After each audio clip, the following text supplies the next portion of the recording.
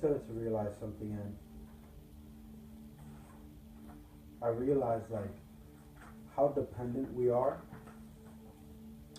on certain holidays like this. Like, and I say we as in humanity. I don't mean like we.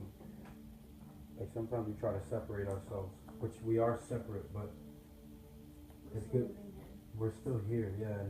And you know, sometimes there are things that we have still in our lives today. We still kind of carry from our lives that we used to have, and one of those things is something like Valentine's Day. I'm not like me personally. I'm not like, oh, don't celebrate Valentine's Day. It's a pagan holiday. Like, you know, I'm not really like that.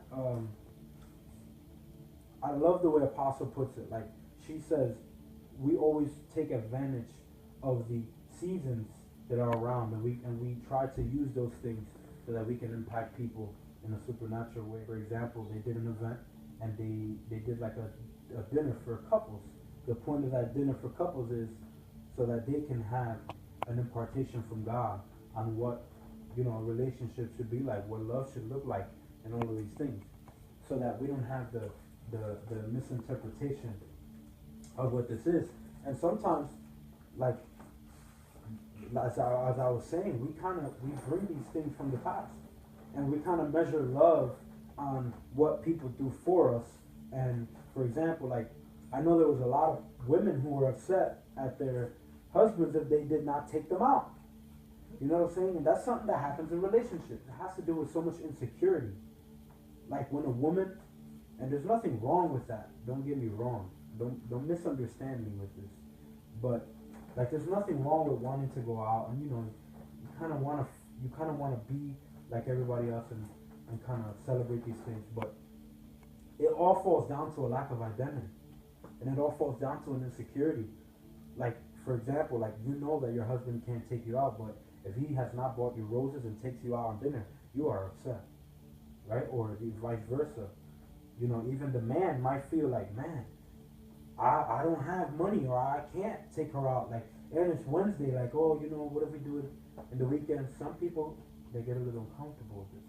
You know, and it all falls down to a distortion of love and a distortion of their identity and being insecure. If we go with the flow of the holidays and what other people are expecting, like, oh, what'd you do for Valentine, or what'd you do for Christmas? What you bought your wife for Christmas?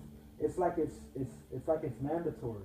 If we go by birthdays, anniversary, Valentine's Day, Christmas, and from there on other people, I was like, man, we're gonna stay poor.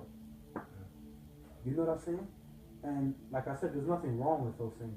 The thing is, you have to kind of come into an agreement. Like, is this worth it? Is it worth staying without money because we want to go and do all these things, right? So, anyways, I just wanted to kind of add that in because, like I said, I'm not against it, but more of why do it if you know you can't?